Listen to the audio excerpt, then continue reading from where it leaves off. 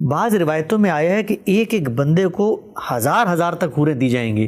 تو وہ جو مولانا مودودی کا آپ نے نقطہ نظر بتایا اس کی تائید کی تو سمجھ میں آتا ہے، اگر دو دو بیویاں ہیں تو دنیا کی بچیاں ہی ہیں، ان کو حور بنا دیا، یہ ہزار ہزار اللہ میاں کہاں سے دیں گے؟ ہاں، جب اس موضوع پر میں نے کچھ مطالعہ کیا، دیکھا علماء کی چیزیں، تو دیکھنے میں آیا کہ اصل بنائے استدلال ماضی کی علمی روایت سے تو آپ نے متعارف کروایا، وہ چند روایات ہیں کہ جن کے بارے میں یہ کہا جاتا ہے کہ رسالت مآب صلی اللہ علیہ وسلم نے خود صراحت کر دی ہے کہ حور دنیا کی عورتیں نہیں ہیں، بلکہ وہ ایک الگ مخلوق ہے، الگ مٹیریل سے بنائی گئی ہے، اس کا دنیا کی عورتوں سے کوئی تعلق نہیں ہے۔ میں چاہتا ہوں وہ روایات آپ کے سامنے رکھوں ایک ایک کر کے اور آپ کا نقطہ نظر اس پہ جانوں۔ پہلی چیز مجھے بتائیے گا، بعض روایتوں میں آیا ہے کہ ایک ایک بندے کو ہزار ہزار تک حوریں دی جائیں گی۔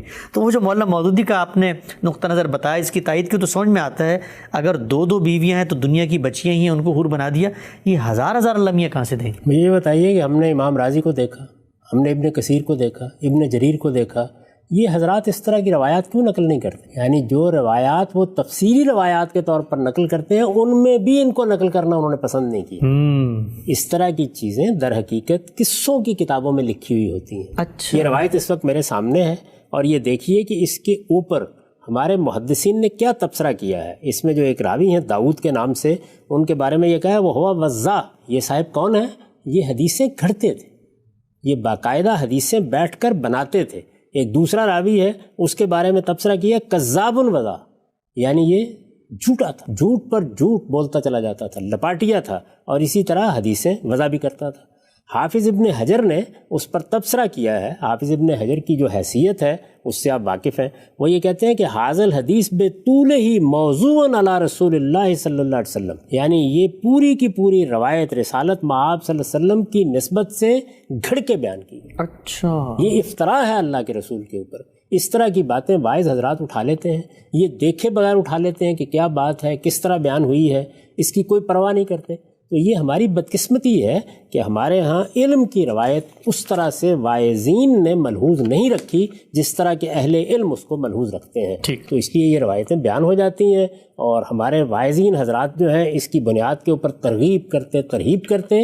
دیکھنا چاہیے کہ ان کے بارے میں محدثین کیا کہہ رہے ہیں، ان کے راویوں کا کیا حال ہے، ان کو کسی نے قبول بھی کیا یا نہیں کیا۔ ان میں سے کیا کسی روایت کو آپ مجھے دکھا سکتے ہیں کہ امام بخاری نے لیا ہو، امام مسلم نے لیا ہو، سیاہ کی کتابوں میں سے کسی نے لیا ہو، اول درجے، دوسرے درجے، تیسرے درجے کی کتابوں میں کسی نے لیا ہو؟ یہ عام طور پر ان کتابوں میں آپ کو ملتی ہیں جن میں سب رتب و یابس لوگوں نے جمع کر دیا ہو۔ ٹھیک ہے، ہم سب یہ روایت تو واضح ہوئی، دو روایتیں اور ہیں میرے سامنے، اس میں بھی رسالت مآب صلی اللہ علیہ وسلم کی نسبت سے یہ بات نقل ہوئی ہے کہ خلق اللہ الحور العین من الزعفران، زعفران سے بنائی جائیں گی۔ تو وہ جو آپ بات فرما رہے تھے کہ قرآن میں صراحت نہیں، حدیث میں صراحت نہیں ہے، تو کہہ دیا کہ بنائی زعفران سے جائیں گی۔ اس روایت کی وہی حیثیت ہے۔ آپ یہ دیکھیے کہ اس کے بارے میں کیا کہتے ہیں، اسناد شدید الذوق فیہ علی بن یزید الالحانی، یعنی اس میں راوی کا نام لے کے یہ کہتے ہیں کہ یہ علی بن یزید کی روایت ہے، ہوا منکر الحدیث۔ یہ ایک سخت ترین تبصرہ ہے جو کسی راوی پر کیا جا سکتا ہے، اور مزید بیان کرتے ہیں کہ اس میں انتہا درجے کا ذوف ہے۔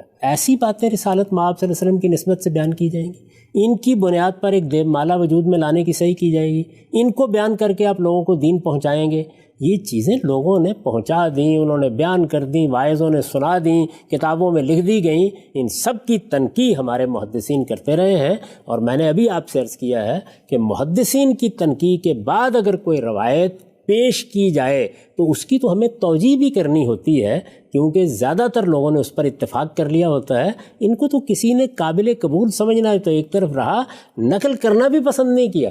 جو بڑے محدثین ہیں ان میں سے کس نے نقل کیا ہے ان کو؟ یعنی کیا ہمارے ہاں جو حدیث کی کتابیں ہیں، متاول حدیث کی کتابیں ہیں، ان میں یہ نقل ہوئی ہیں؟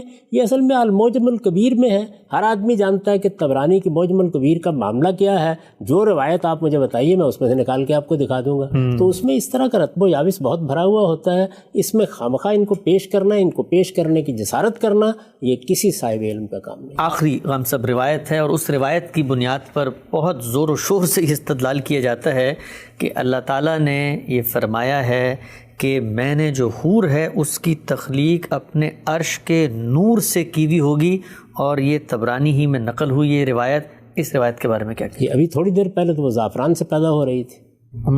زعفران کا اللہ تعالیٰ کے عرش کے نور سے کیا تعلق ہے؟ اللہ تعالیٰ کے عرش کا نور زعفران سے بنا ہوا ہے۔ یعنی متضاد باتیں ایک دوسرے سے متصادم باتیں، بے معنی باتیں، مسترب باتیں وہ بیان ہوتی ہیں۔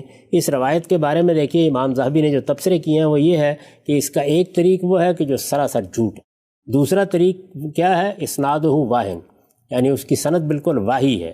پھر اس کے بعد کہتے ہیں کہ انس سے اس کی دونوں سندیں بالکل ساکت ہیں۔ ایک طریق کے بارے میں کہتے ہیں کہ یہ تو ہر لحاظ سے موضوع ہے۔ یہ کہاں کی ہے؟ یہ صورتحال ہے۔ ظاہر ہے امام ذہبی جو ہے وہ اپنی کتابوں میں، جیسے میزان ان کی کتاب ہے، دوسری جگہوں پر اپنا تبصرہ کرتے ہیں، اس کے اوپر بات کرتے ہیں، تو اس طرح کی چیزیں ہیں جو عام طور پر واعظ حضرات کے پاس ہوتی ہیں، وہ بیان کر دیتے ہیں، آپ حضرات ان کو ہمارے سامنے پیش کر دیتے ہیں، ان کی کوئی حیثیت نہیں۔ ٹھیک ہے، ہم سب آگے بڑھاتے ہیں۔ روایتوں کا معاملہ بھی صاف ہوا اور آپ کا استدلال بھی بہت وضاحت سے سامنے آ گیا۔ چند ضمنی سوالات ابھی باقی ہیں، میں چاہتا ہوں وہ بھی آپ کے سامنے رکھ دوں۔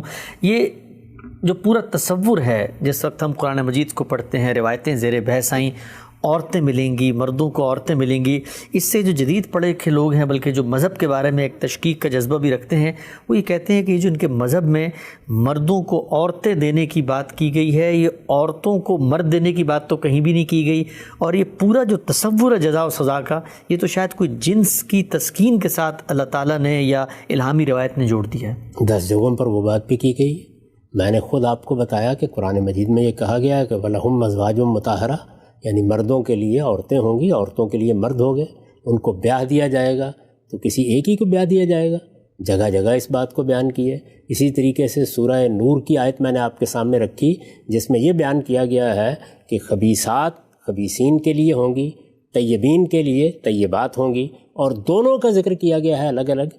اللہ تعالیٰ جب جنت کا ذکر کرتے ہیں تو ان چیزوں کو بیان نہیں کرتے جو عام طور پر ہماری ضرورت کی ہوتی ہیں۔ آپ یہ دیکھیے کہ کیا وہاں گندم کا ذکر ہوا ہے، کیا چاول کا ذکر ہوا ہے؟ یہ سب چیزیں آپ کھاتے ہیں نا، یہ ہماری ضرورت ہے۔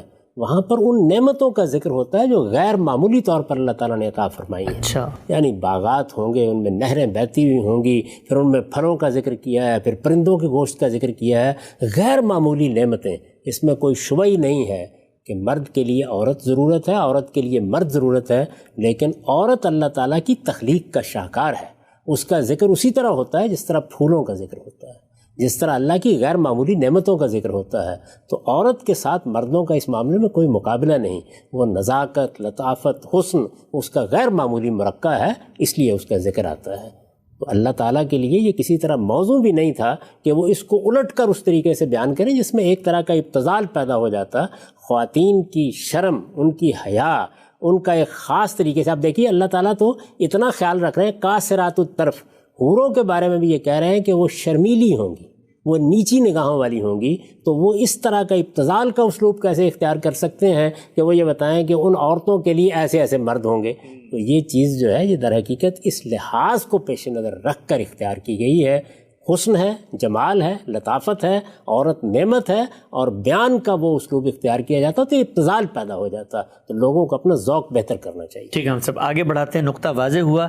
یہ بیان فرمائیے گا کہ کئی مقامات پر جب آپ سے سوالات ہوئے تو آپ نے حور کا ترجمہ آہو چشم کہہ کے بیان کیا، اور اب جب ہم نے بہت تفصیلی گفتگو کی تو یہاں گوریوں کا لفظ بھی اس کے ساتھ آ رہا ہے، تو یہ لفظ حور کے اندر آہو چشم گوریاں دونوں شامل ہیں؟ دیکھیے عربی زبان کا معاملہ، یا عربی زبان کیا ہماری اردو کا بھی معاملہ یہ ہے کہ اس میں بعض اوقات ایک لفظ کے ایک سے زیادہ معنی ہوتے ہیں۔ مثال کے طور پر عین کا لفظ ہے، عربی زبان میں آنکھ کے لیے بھی آتا ہے اور چشمے کے لیے بھی آتا ہے۔ ٹھیک، بالکل اسی طرح حور کا لفظ میں نے عرض کیا تھا نا، حورا کی جمع ہے، تو اگر آپ عربی زبان کا کوئی لغت اٹھائیں تو وہ آپ کو بتائیں گے کہ جس طرح اس کے ایک معنی گوریاں ہیں اور یہ اس کے معروف معنی ہیں، ہر آدمی اس سے واقف ہے جو عربی زبان سے واقف ہے، اسی طرح اس کے ایک معنی یہ بھی ہے کہ وہ عورتیں کہ جن کی آنکھوں کی یہ سفیدی بہت سفید ہوگی اور ان کی آنکھوں کی سیاہی بہت سیاہ ہوگی، یعنی شدت و بیاض عنایہ، تو اس میں وہ تعبیر کرتے ہیں، یعنی ان کی آنکھوں کی سفیدی میں بھی بہت زیادہ افزونی ہوگی اور ان کی آنکھوں کی سیاہی میں بھی اسی طرح بہت زیادہ زیادتی ہوگی، تو یہ ایک دوسرے معنی ہے۔ قرآن میں ہم نے گوریاں کے معنی کیوں لیے ہیں؟ اس لیے لیے ہیں کہ وہاں این کا لفظ الگ سے آ گیا ہے، اچھا، حورن این، تو آنکھوں کو الگ بیان کر دیا ہے، تو اب وہ ظاہر ہے کہ بالکل متعین ہو گیا کہ یہاں گوریوں کے معنی میں ہے۔ تو کسی نے اس کے معنی پوچھے ہوں گے تو میں نے یہ معنی ضرور بیان کیے ہوں گے، یہ معنی بھی اس کے طے ہیں، ثابت شدہ ہیں، عربی زبان میں موجود ہیں، لیکن قرآن مجید میں یہ مراد نہیں لیے جا سکتے، اس لیے کہ آگے اللہ تعالیٰ نے وضاحت کر دی۔ ہم سب کچھ اور ضمنی سوالات، یہ جو گوری کا آپ نے ذکر کیا، ایک تصور ذہن میں یہ بھی آتا ہے کہ اللہ کی کتاب کو پڑھیں یا رسالت محمد صلی اللہ علیہ وسلم کے ارشادات کا مطالعہ کریں، ہر جگہ پہ یہ رنگ کی بنیاد پہ تقسیم جو ہے اس کی نفی ہوتی ہے، کالے کو گورے پہ کوئی برتری فضیلت نہیں۔ یہ جنت میں گورا گورا اتنا کہا، یہاں بیان بھی ہوا، قرآن میں بھی آیا، تو مثلا اس سے کوئی ریسزم نہیں پیدا ہوتا کہ کالے لوگ مثلا کوئی کمتر ہیں، گورے ہی ہیں برتر، اس لیے جنت میں بھی وہی ملیں گے؟ دیکھیے یہ دو بالکل الگ الگ باتیں ہیں، یعنی انسان ہونے کی بنیاد پر کسی کو کسی پر کوئی برتری نہیں۔ اللہ تعالیٰ کے ہاں جو فیصلہ ہوگا اس فیصلے کی بنیاد بھی یہ ہے کہ ان اکرمکم عند اللہ اتقاکم، جو زیادہ اللہ سے ڈرنے والا ہے، پرہیزگار ہے، اللہ کے حدود کی پیروی کرنے والا ہے، وہی اللہ کے ہاں سب سے زیادہ عزت پائے گا۔ جنت کا فیصلہ بھی اسی بنیاد پر ہوگا، جہنم کا فیصلہ بھی اسی بنیاد پر ہوگا۔ دنیا میں بھی اللہ تعالیٰ نے ہم کو یہ تعلیم دی ہے کہ کسی معاملے میں انصاف کرتے وقت، فیصلہ کرتے وقت، مراد دیتے وقت رنگ کو، نسل کو، اس طرح کی کسی چیز کو بنیاد نہیں بنایا جائے گا۔ اس کا مطلب یہ ہے، لیکن کیا اس کے معنی اب یہ بھی ہو گئے ہیں کہ کسی کی خوبصورتی کو اب بیان نہیں کیا جائے گا، کسی کی بدصورتی کو بیان نہیں کیا جائے گا؟ کیا یہ طے ہو گیا ہے کہ اب خوبصورت اور بدصورت کے الفاظ نکال دینے چاہیے لغت کے اندر سے؟ یہ رہیں گے۔ آنکھوں کی خوبصورتی، رخسار کی خوبصورتی، چہرے کی خوبصورتی، قد کاٹ کی خوبصورتی سب زیر بحث آئیں گی، اور جب آئیں گی تو اس کے مقابل میں بھی کچھ چیزیں ہوں گی۔ تو یہ دو بالکل الگ الگ معاملات ہیں، ان کو اس طرح نہیں دیکھنا چاہیے۔ ٹھیک ہے، ہم سب یہ بتائیے گا کہ جب آپ یہ فرماتے ہیں کہ دین کی ہدایت آدم علیہ السلام سے چلی آ رہی ہیں، وہی دین ہے، وہی اس کے حقائق ہیں، وہی جزا و سزا ہے، یہ حور کا جو تصور پیدا ہو گیا ہے عورتوں کے حوالے سے جنت میں جو نعمت کے طور پہ دی جائیں گی، یہ صرف یہ جو اسلام کا یہ لٹریچر ہے، قرآن مجید، روایتیں، ان میں کیوں آتا ہے؟ قدیم الہامی لٹریچر تورات، زبور میں آپ دیکھیں، انجیل میں دیکھیں، وہاں تو یہ بیان نہیں ملتا۔ یعنی کیا تصور پیدا ہو گیا؟ جب اللہ تعالیٰ نے درختوں کا ذکر کیا، پرندوں کا ذکر کیا، پھلوں کا ذکر کیا، پھولوں کا ذکر کیا، تو کوئی تصور پیدا ہو گیا ہے؟ وہ ساری چیزیں یہاں موجود ہیں۔ آپ کو بتایا جا رہا ہے کہ جنت میں اللہ تعالیٰ یہ نعمتیں اس طرح دے گا، اس میں ظاہر مرد بھی ہوں گے، عورتیں بھی ہوں گی، بیویوں کا ذکر بھی ہوا، یہ سارا ذکر موجود ہے۔ یہ پرانے الہامی صحائف میں ان تفصیلات کے ساتھ کیوں نہیں آتا؟ اس کی وجہ یہ ہے کہ پرانے الہامی صحائف میں اللہ تعالیٰ نے طریقہ ہی دوسرا اختیار کیا۔ قرآن مجید پیغمبر کے دنیا سے جانے کے بعد اور اس اعلان کے بعد کہ نبوت ختم ہو گئی، اب پیغمبر کا بھی قائم مقام ہے۔ اس سے پہلے کیا ہوتا تھا؟ پیغمبر انذار کرتے تھے اور کتابوں کے ذریعے سے اللہ تعالیٰ یا تو اپنا قانون بیان کرتے تھے، یا مناجات کے یا عبادت کے طریقے بتاتے تھے، اور یا یہ ہے کہ حکمت دین کی واضح کرتے تھے۔ ٹھیک، تو اس لیے ان کا یہ موضوع ہی نہیں ہوتا تھا۔ تورات کو دیکھیے، وہ صرف قانون کو بیان کرتی ہے۔ آپ اگر زبور کو دیکھیں گے تو اس میں وہ چیزیں آپ کے سامنے آئیں گی جن کا تعلق اللہ تعالیٰ کے ساتھ اپنے رب کو بیان کرنے، تمجید کرنے، تسبیح کرنے، تحلیل کرنے، اللہ کی حمد کرنے، اس کے حضور میں مناجات کرنے سے ہے۔ وہ در حقیقت مناجات کے مضامیر ہیں۔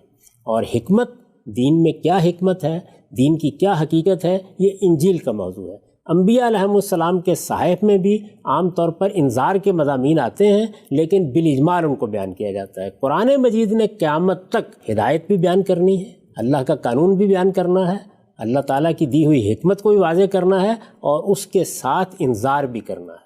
قُلْ أُوحِيَ إِلَيَّ هَٰذَا الْقُرْآنُ لِأُنذِرَكُم بِهِ وَمَن بَلَغَ۔ ٹھیک، رسول اللہ صلی اللہ علیہ وسلم نے اس قرآن کے ذریعے سے اپنی قوم کو، اپنے مخاطبین کو انذار کیا۔ قیامت تک یہی قرآن اب ذریعہ انذار ہے۔ انذار میں آپ قیامت کی، جنت کی، محشر کی تصویر بیان کرتے ہیں۔ ٹھیک، کیونکہ اس انذار کا موضوع کیا ہے؟ اللہ تعالیٰ نے جو پیغمبروں کو انذار کے منصب پر فائز کیا اور یہ کہا کہ مبشرین و منذرین، تو اس کا موضوع کیا ہے؟ اس کا موضوع ہے قیامت۔ قرآن چونکہ یہ کر رہا ہے، اس لیے اس کی تفصیلات بھی اس میں بیان ہوتی ہیں۔ اچھا، یہ نقطہ ہے۔ ہم سب ایک اور چیز واضح فرمائیے گا، ذہن میں آئی، لوگوں نے پوچھی بھی کہ جنت کا تو بیان ہے، نیک مردوں سے نیک بیویاں بیاہ دی جائیں گی، ان کے جوڑے بنیں گے، وہی رہیں گے۔ یہ جہنم کا کیا معاملہ ہے کہ جو دنیا میں خبیث لوگ ہیں، بدکار ہیں، جن کے لیے جہنم لکھ دی گئی ہے، یہ وہاں جائیں گے تو اگر ان کی بیویاں بھی ایسی ہیں تو وہ بھی ان کے ساتھ وہ جوڑا بنا دی جائیں گے؟ یہ کیوں نہیں بنانی چاہیے؟ وہ بھی رہیں گے وہاں پہ۔ اگر آپ قرآن مجید کے بیانات کو پڑھیں تو جہنم ایک پوری دنیا ہے۔ اصل میں جب ہم آگ کا ذکر پڑھتے ہیں یا عذاب کا ذکر پڑھتے ہیں تو ہم یہ خیال کر لیتے ہیں کہ جہنم میں کوئی درجات نہیں ہوں گے۔ جہنم میں بھی درجات ہوں گے۔ وہ لوگ جن کو آگ کی سزا دی گئی ہے، ان کے بارے میں قرآن صراحت کرتا ہے کہ یہ وہ لوگ ہیں جن پر پیغمبروں نے اتمام حجت کیا، جنہوں اللہ تعالیٰ کے مقابلے میں سرکشی اختیار کر لی، آخری درجے میں سرتابی کر کے کھڑے ہو گئے، یہ سزا ان کی ہے۔ باقی جہنم میں ہر طرح کے طبقات ہوں گے، وہ بھی ایک پوری دنیا ہوگی، اس میں بھی لوگ رہیں گے، اس میں بھی گھر بنیں گے، اس میں بھی کھانا ہوگا، اس میں بھی پینا ہوگا۔ تو وہ ساری دنیا ہے جس کی نقشہ قرآن مجید ہمارے سامنے رکھتا ہے۔ ہم سب بہت تفصیل سے گزشتہ 5 گھنٹوں میں کم و بیش ہم نے آپ سے وہ سارے اعتراضات، وہ سارے اشکالات جو آپ کے بیان کردہ بعض حور کے تصورات پر پیدا ہوتے تھے، آپ کے سامنے رکھے۔ پوری علم کی تاریخ، ماضی کی روایت، احادیث کا ذخیرہ، قرآن کی آیات، لفظ کی تحلیل، ایک ایک چیز زیر بحث ہے۔ گفتگو کا خاتمہ ہو رہا ہے۔ ہمیشہ کی طرح میں ایک عام آدمی کا ذہن آپ کے سامنے رکھوں گا کہ جب کبھی آپ سے متعلق کوئی اشکال وہ سنتا ہے، اضطراب میں مبتلا ہو جاتا ہے کہ غامدی صاحب نے شاید کوئی مختلف بات کر دی، نئی بات کر دی۔ کنکلوڈنگ ریمارکس ان 5 گھنٹوں میں کیا بتانے کی کوشش کی آپ نے؟ بس یہی بات جو میں ہمیشہ کہتا ہوں کہ علم سے واقف ہونا چاہیے، علم کی دنیا سے واقف ہونا چاہیے، علم کی میراث سے واقف ہونا چاہیے۔ ہم مسلمانوں کو اب اس طرح کی چیزوں سے بلند ہو جانا چاہیے جہاں پہ فرقہ بندیاں ہیں۔ جو آپ نے اپنے واعظوں سے سن لیا اسی کو آپ حتمی حجت سمجھتے ہیں۔ لوگوں کو اللہ کی کتاب کا مطالعہ کرنا چاہیے۔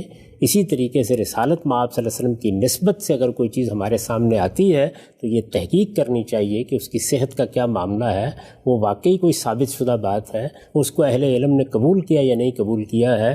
میں جب کوئی رائے قائم کرتا ہوں تو ایک طالب علم کی حیثیت سے ان سب مراحل سے گزر کر رائے قائم کرتا ہوں۔ یہ سب کچھ ہر جگہ بیان کرنا ممکن نہیں ہوتا، اس لیے اگر کسی جگہ لوگ اجمال سے کوئی سوال کرتے ہیں یا کوئی مختصر سی بات کرنا ہوتی ہے تو وہاں 2 لفظوں میں جواب دے دیتا ہوں، اس کے بعد ایک پروپیگنڈے کا طوفان اٹھ کھڑا ہوتا ہے۔ میں اس کو کوئی اہمیت نہیں دیتا۔ میرے نزدیک علم کی دنیا یہ تقاضا کرتی ہے کہ ہر حال میں صحیح بات کو جاننے کی صحیح کی جائے، علمی طریقے سے ہر چیز کو سمجھنے کی صحیح کی جائے اور پھر اس کو پوری دیانتداری کے ساتھ لوگوں کے سامنے پیش کر دیا جائے۔ یہ خدمت بہرحال مجھے انجام دینی ہے اور زندگی کے آخری مرحلے تک انجام دینی ہے۔ بہت شکریہ آپ کے وقت کا۔